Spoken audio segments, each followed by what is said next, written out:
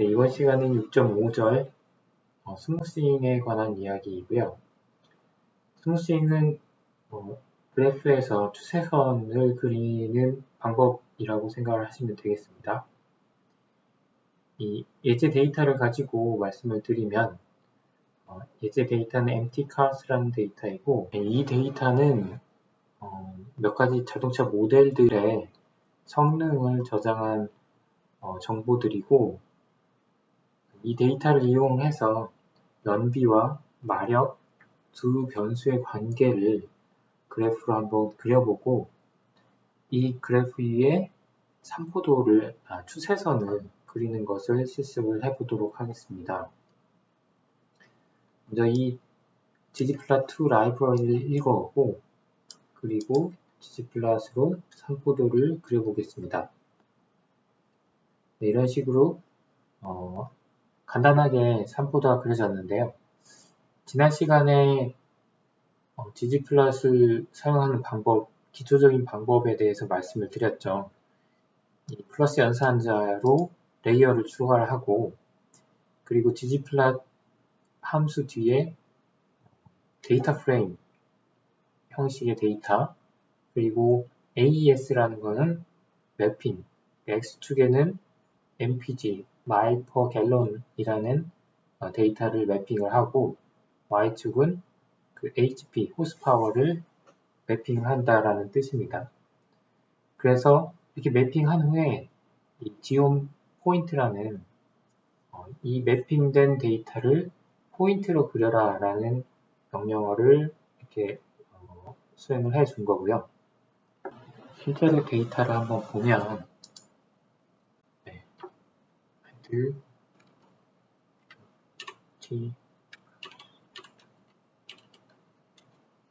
그러면 컬럼에는 변수들이 저장이 되어 있고요. 그리고 로우에는 샘플들이 저장이 되어 있고, X축은 mpg 이 값들, 그리고 Y축은 HP 이 값들, 그래서 X축에 이 값들에 해당하는 Y축의 값들을 찍어준 게 산포도입니다. 자, 여기서 추세선을 그려주면 간단히 geom smooth라는 함수를 넣어주면 이렇게 추세선이 바로 그려집니다. 네, 그런데 이 아래 메시지를 보시면 일단 메시지의 의미는 geom smooth라는 함수를 사용할 때 메소드나 포뮬라라는 그 옵션을 우리가 지정해주지 않았고, 아래서 이 메소드랑 포뮬라의 디폴트 값인 rows와 y는 x를 쓰겠다라는 이야기입니다. 그래서 헬프 페이지를 보시면 우리가 사용할 수 있는 옵션들을 보실 수가 있고요. geom smooth라는 함수에 옵션들이 있고, stat smooth라는 함수 옵션들이 있는데, 단순하게 여기 스탯에서 사용하는 그 기능이 여기 stat smooth라고 보시면 되고, 그래서 이 geom smooth라는 함수를 쓸 때도 이 밑에 있는 옵션을 같이 적어주셔도 됩니다. 여러분이 알아두면 좋으신 게 이 회색 부분 있죠. 이 회색 칠해진 부분이 confidence interval입니다. 그러니까 어떤 이 점 추정을 했는데 이 점 추정의 신뢰성을 나타내는 그 신뢰 구간이라고 보시면 되고, 여기서 SE는 true를 해주시면 이 confidence interval이 디스플레이가 되고, false로 하면 안 되겠죠. 그리고 그 수준은 0.95, 95% confidence interval을 표시를 해주는 겁니다. 그리고 이 span이라는 거는 스무딩 함수, 그러니까 알고리즘에서 사용하는 건데, 얼마나 적합을 데이터에 맞게 해주겠느냐.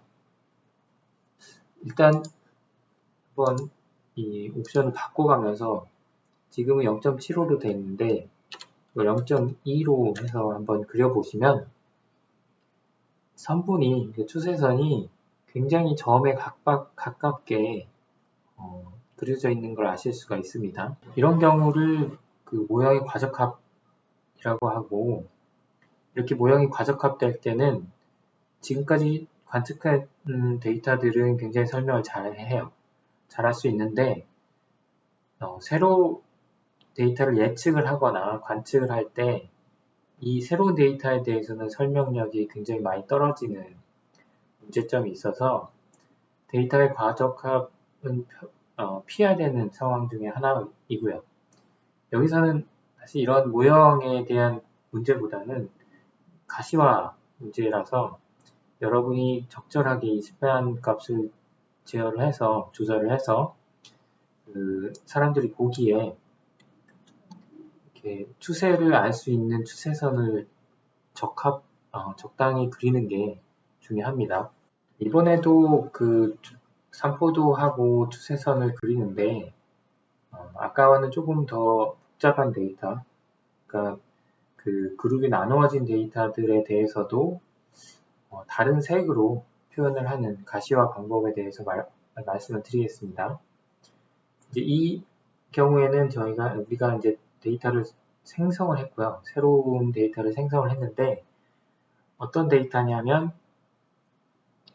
일단 학급이 이렇게 4개의 학급이 정해져 있고 이 4개 학급에 각각에 50명의 학생이 있고 이 50명의 몸무게와 키를 이렇게 랜덤하게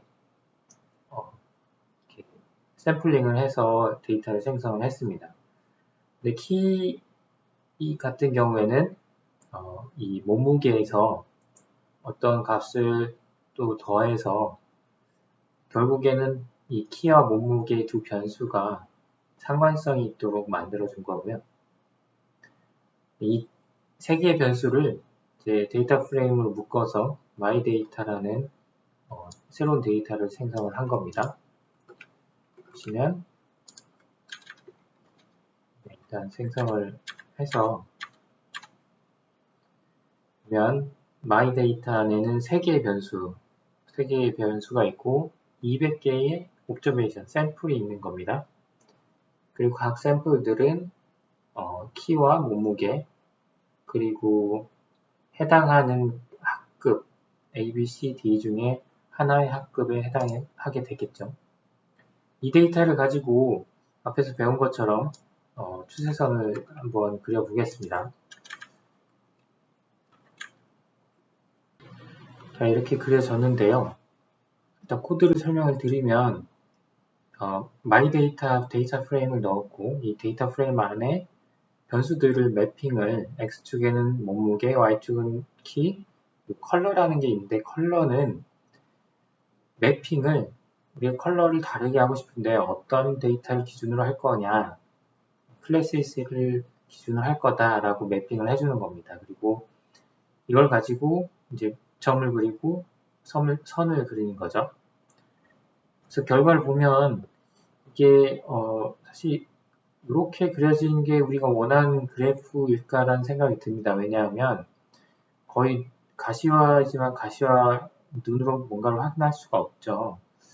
차라리 선을 하나만 그어주고 그러니까 몸무게와 키의 관계를 나타내는 추세선을 하나만 그려주고 그 학급에 따라서 다른 색 점은만 다른 색을 칠해주면 될 것 같습니다. 이렇게 하기를 원할 경우에 우리가 해줄 수 있는 코드는 이 아래와 같습니다. 잘 보시면 매핑 함수가 위에 있는 레이어에서 지지플랫 레이어에서 아래로 내려왔죠. 그리고 스무스 레이어에도 또 매핑 함수가 있어요.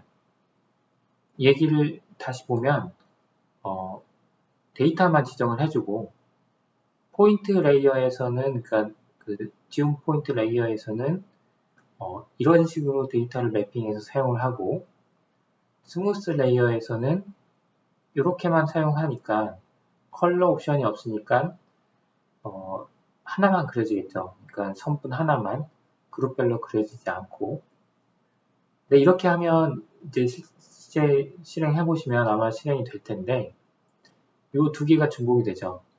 X랑 Y가 그래서 이 X, Y를 이 처음 레이어에 올려주고 사실 gg플랫 레이어에 이 매핑을 해놓으면 이 하위에 있는 모든 레이어에 이 매핑이 적용이 돼요.